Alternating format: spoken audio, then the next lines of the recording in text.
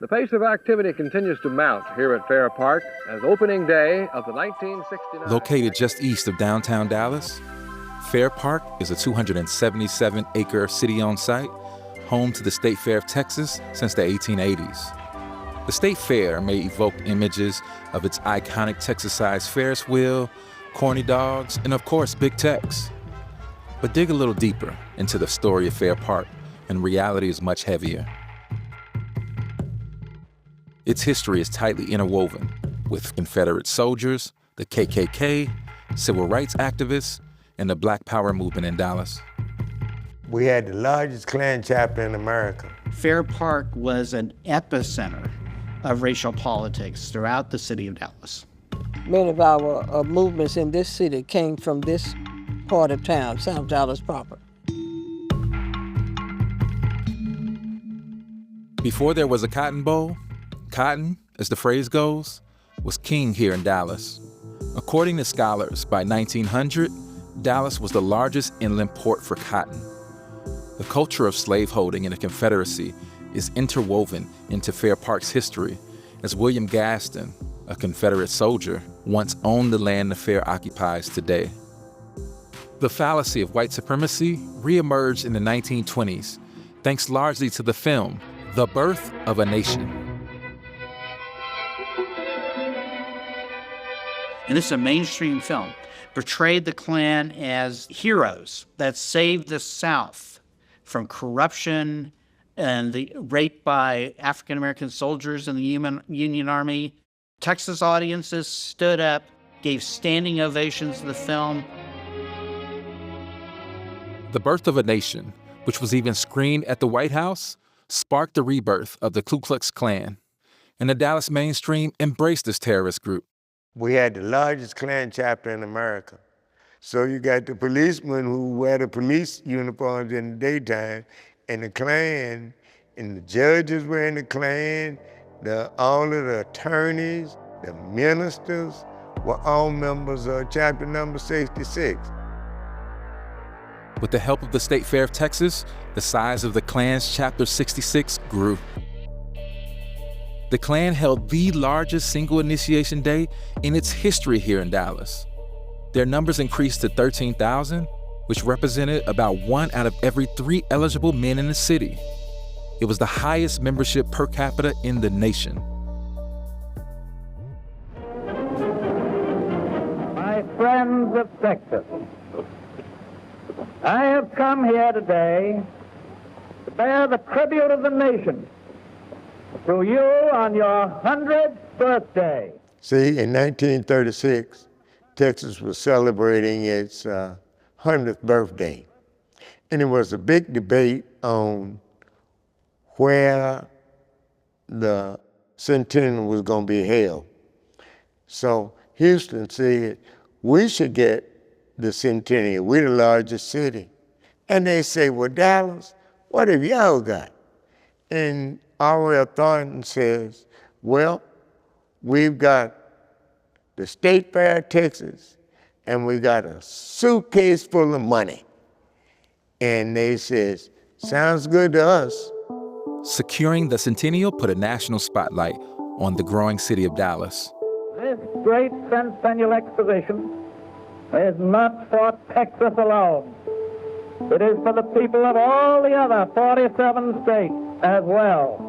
As business leaders began planning for the development of Fair Park, there was a notable void in the exhibition. When they were building Fair Park, Maceo went to the city leaders and said, look, there's no Negro presence in this thing. Civil rights leader A. Maceo Smith served as the executive secretary of the Dallas Negro Chamber of Commerce. He played central roles in major NAACP legal strategies and became known as Mr. Civil Rights. A. Maceo Smith had his eyes set on getting the Hall of Negro Life erected in the Texas Centennial. So they said, okay, if you can raise the money, we'll build a building. And they were able to find $100,000. The 1936 Negro Building was the forerunner of the Civil Rights Movement. because you started getting people from all over gathering in one place, showing art, politics, science, all of the things that black folks wasn't supposed to do. This was to show them that we were already doing it. There's actually an account of a white woman coming in to the hall, and she gets angry. Said they, meaning black people, they could not have done this. She has an intense, panicked reaction to the record of achievement. And there is this recurring theme in Dallas history and in American history regarding African Americans. There's this fear, in fact, that African Americans might rise and eventually dominate. And part of this is guilt because of white consciousness of what they've done, the violence, the exploitation. They're afraid they're going to receive what they've given out. Between its opening on Juneteenth and November 1936, around 400,000 people visited the Hall of Negro Life, the first of its kind in the United States. The exhibition included a pamphlet by W.B. Du Bois and 4 murals painted for the exhibition by artist Aaron Douglas, one of the most prominent artists of the Harlem Renaissance. So at the end of the fair, they decided to bring in Pan Am Exposition, and they decided that the Hall of Negro Life was one of the buildings they were going to destroy because they said it didn't fit into the theme. So just like that, they just wiped it out. There was this instant desire to erase that. We cannot keep that in place because the achievements recorded in that hall totally refuted, exploded the myths of white supremacy. And that was the foundation of Dallas politics and Dallas culture, and it was a danger to the status quo. Today, the African American Museum of Dallas is close to where the Hall of Negro Life once stood. 2 of the Aaron Douglas murals remain in museum collections outside of Texas, and the other 2 are believed to have been destroyed.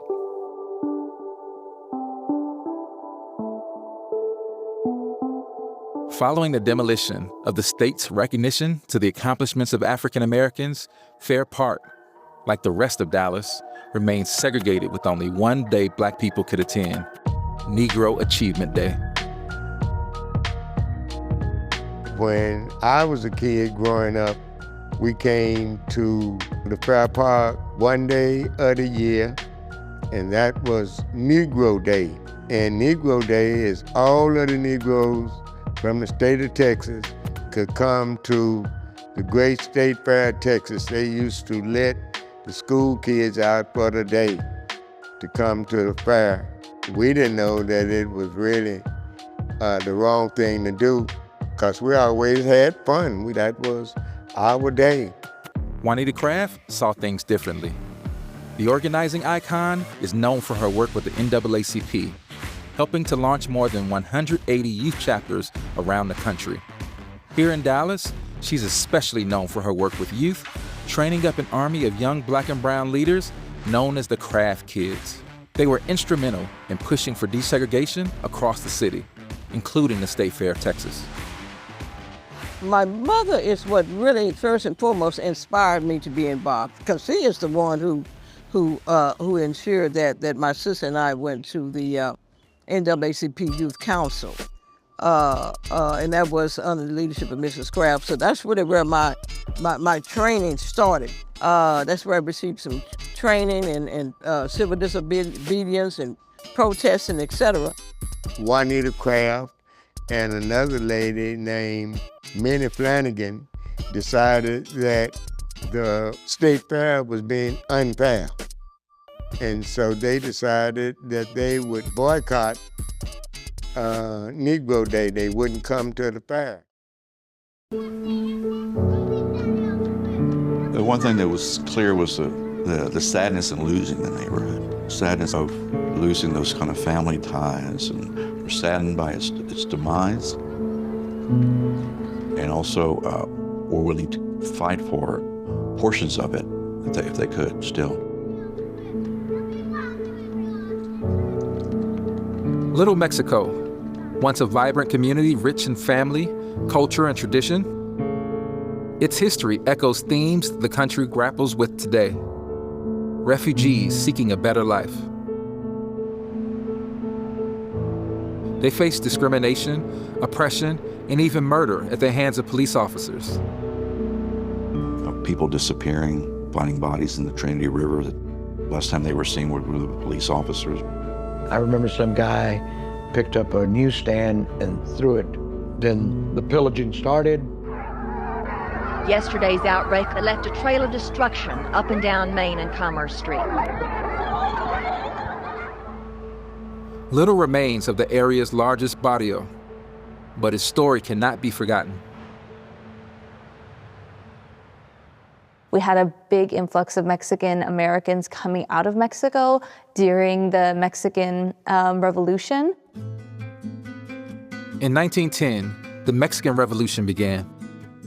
More than 1 million died in a decade-long war that drove hundreds of thousands out of Mexico. My family settled in the Little Mexico area. My grandfather, Constantino Villasana, and my grandmother. They came over in 1916. The revolution started in 1910. And like most revolutions, it had gotten really, really violent. And anybody who was old enough to carry a rifle then were conscripting them and putting them into battle. The Villasana family, like many, settled in Little Mexico, the largest barrio in Dallas, Texas.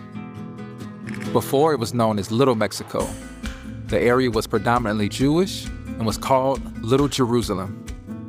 The Jewish community had also developed their own little economy with little stores and things like that. So when the Mexican people began to move into Little Mexico, oftentimes they would buy some of these buildings and buy some of these businesses.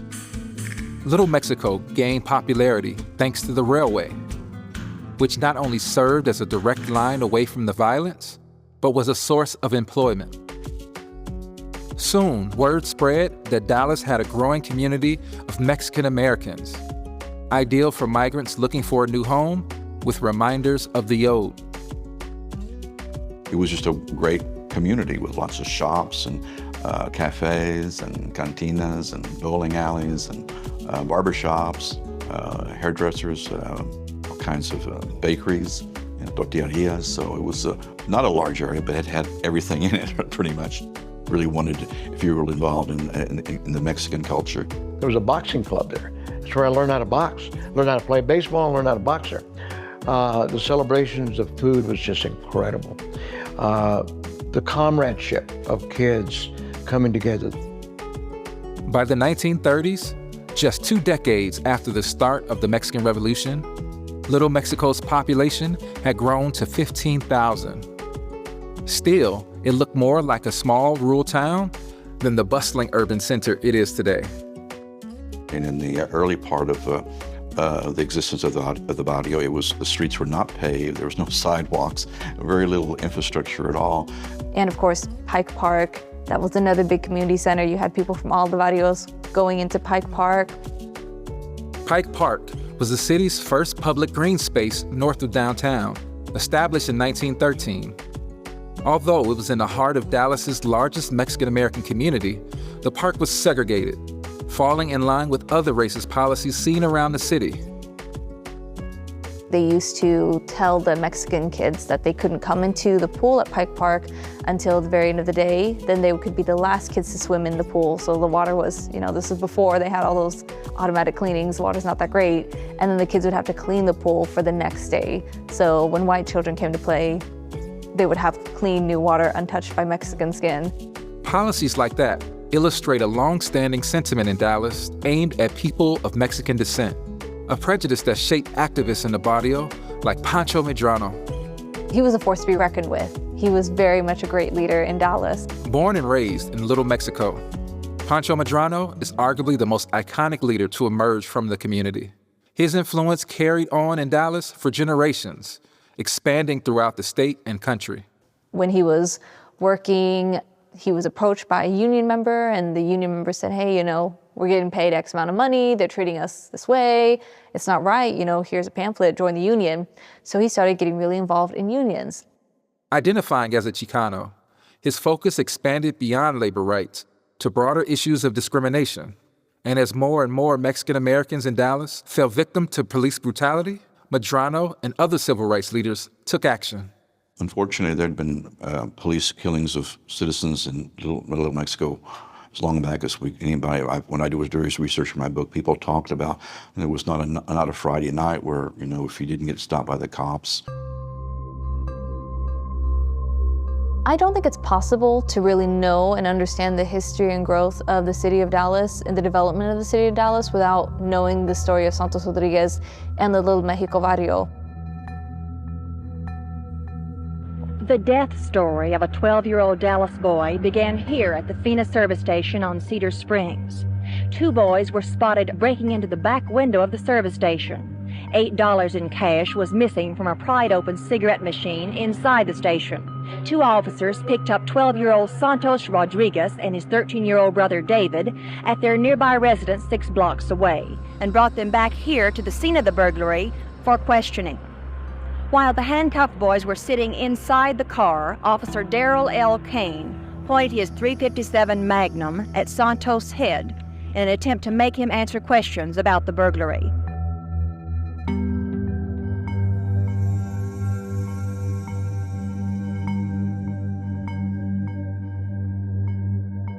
Seconds later, Santos couldn't answer any questions.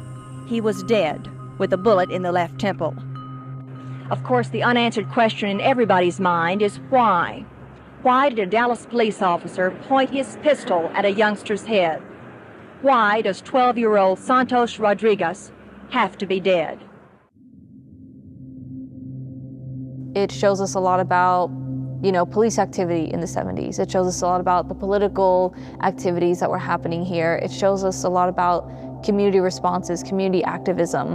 I was working at Children's Television Workshop there at the little schoolhouse behind Channel 13, and I got a call from my mother, and so my mother knew Bessie and knew her mom, and so she heard about it. I don't know whether she heard from her, she heard on the radio. Anyway, she called me and said Bessie's son was killed, and she said they were killed by a policeman, and what are you going to do about it? I got on the phone that afternoon there in my office and started calling people. We set up a meeting at Pikes Park. We had a large meeting, and a lot of anger, a lot of emotion. It's been alleged that he was involved in previous cases 2 years ago, police brutality cases. And there are documented instances where it's alleged. And our community is very, very upset over the transparency, the fact that he's been assigned to the barrio, assigned to our community, and of course that he's killed one of our people. Darrell Kane had actually been moved to Little Mexico because members of the Black community said, "You can't let that man come here. He killed a child. He shot an 18-year-old who was lying down in grass. He cannot come here. He's killed before. He's going to do it again." What I think changed with what made the Santos murder stand out and be different was he was just a little boy. And everyone I've interviewed and talked to, that was just too much.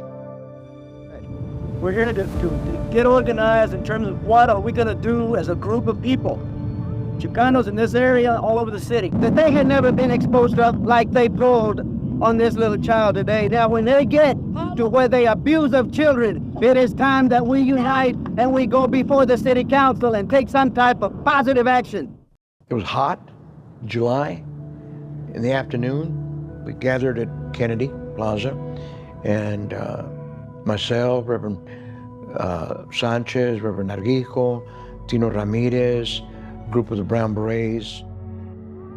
Inside the city council chairman, when everybody's in there, don't listen. If you send two people in there, they're gonna throw them crazy. Right. Everybody's back in there. Everybody, that's fine. We led the march, and it was peaceful. And then we had speeches at City Hall, Old City Hall. And then another group of young people, African American and Latinos together. And some had been drinking. The heat, the alcohol, the anger, the emotion, and they joined us and they said, no, let's march again. And so I huddled up and said, okay, let's go. but let's calm it down, calm the rhetoric down. And by the time they got back to the same place where we had started, the steps, there was a lot of anger. A lot of anger.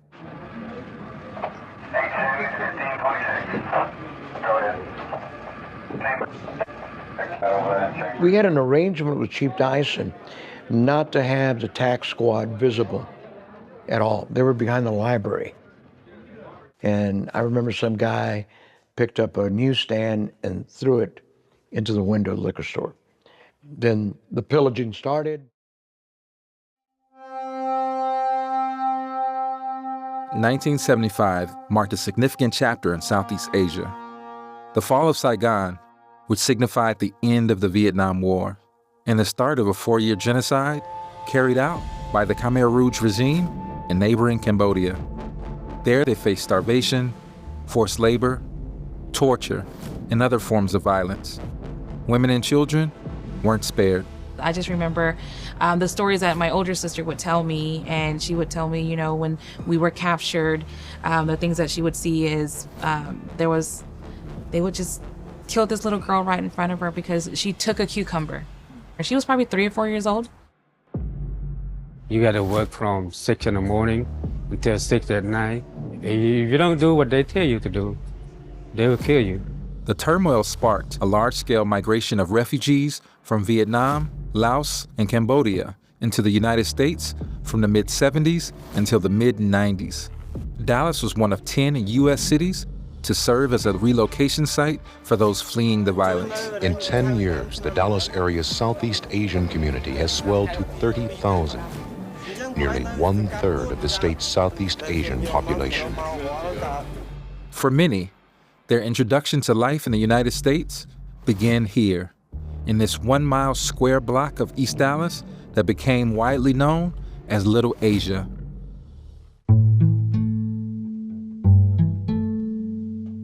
Just 2 miles from downtown, Old East Dallas is a section of the city rich in culture and history.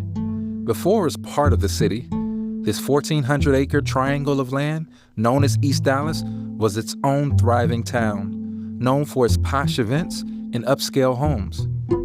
The success of the town was partially thanks to William Gaston, a banker and former Confederate officer, who convinced the railway to pass through East Dallas, bringing with it business and opportunity.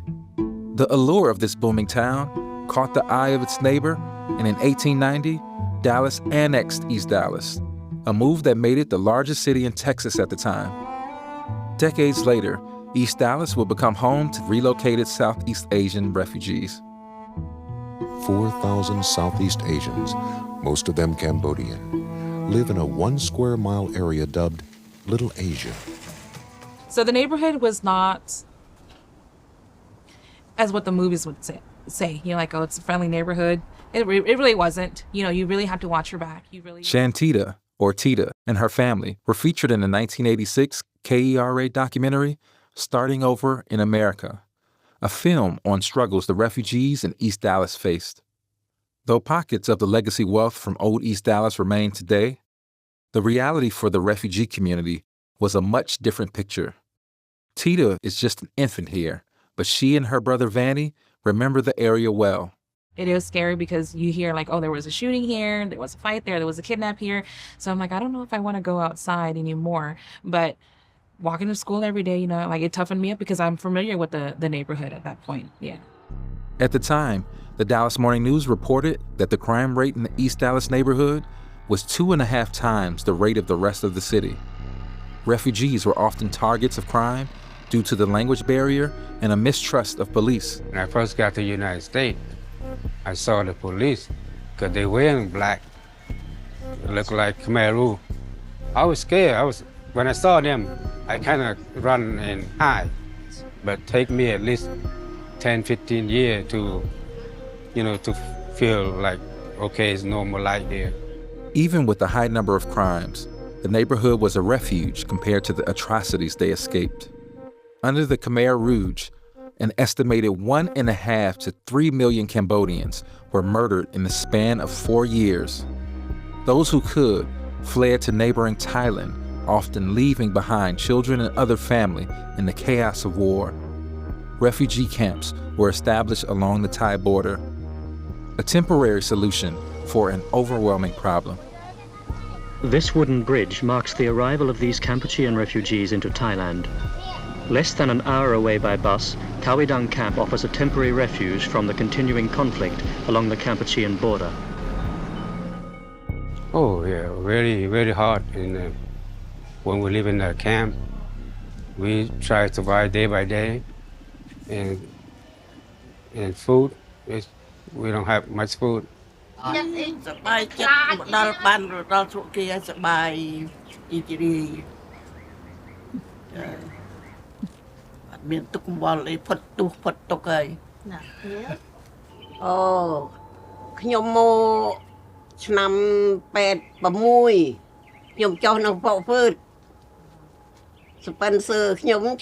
David ខ្ញុំនៅឯណោបានប្រហែលជាកន្លះឆ្នាំខ្ញុំមូមកនៅដាឡាចាមូមកនៅដាឡាឲ្យកូនធ្វើការកូនរៀនផងខ្ញុំក៏អរគុណអរគុណទៅអរគ្នាបានយកខ្ញុំមកជិមចា Coming to Dallas, it was culture shocked, of course.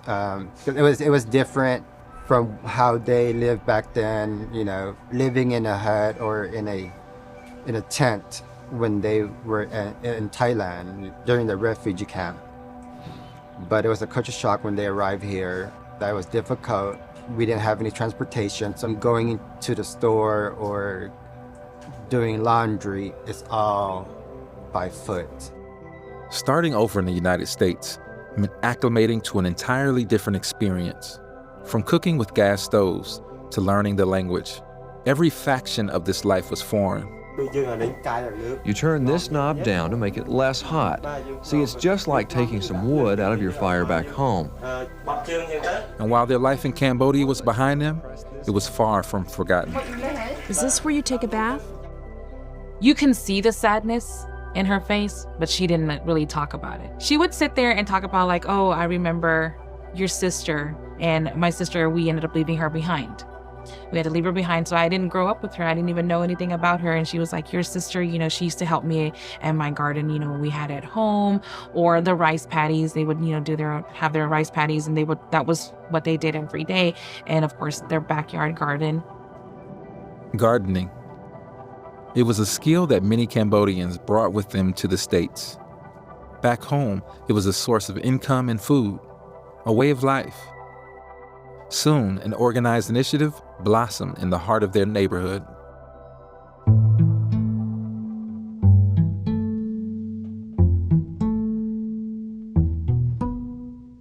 Gardening, farming was something they were expert at and what they really wanted to do. The East Dallas Community Garden was formed because amongst this refugee population, there were a large number of people that were trying to grow stuff, you know, in their apartment complexes. That upset the landowners, the landlords and the local community, you know, and so that's one of the reasons this group of people got together and started the garden, because they thought that would be something that was needed, and it was. This is at another garden up the street that we did. It was mostly with Laotian families. Don Lambert is the executive director of Gardeners in Community Development. The East Dallas Community Garden became one of the projects he oversaw. My role from the very beginning was to let them do as much as they could for themselves by themselves. I helped build this stage back here, right behind me, beside me. It's still standing, which is amazing. After 20 years, I think. I was about 10 years old when I helped put this together. Over time, it became so much more than a space to grow vegetables. The community garden became a centralized location for the Southeast Asian community to connect. They receive vital services, hold cultural events and celebrations. More importantly, it was a space for them to heal together. There was no such thing as therapy for them, you know, so it was having each other is what was therapy for them, you know, and of course this community, this garden was therapeutic for them. That was kind of like what they did to maintain, you know, their sanity, because that's a lot for somebody to go through, to witness all of that. នឹកស្រុកខ្មែរដែរមានកូនមានអីណយណោ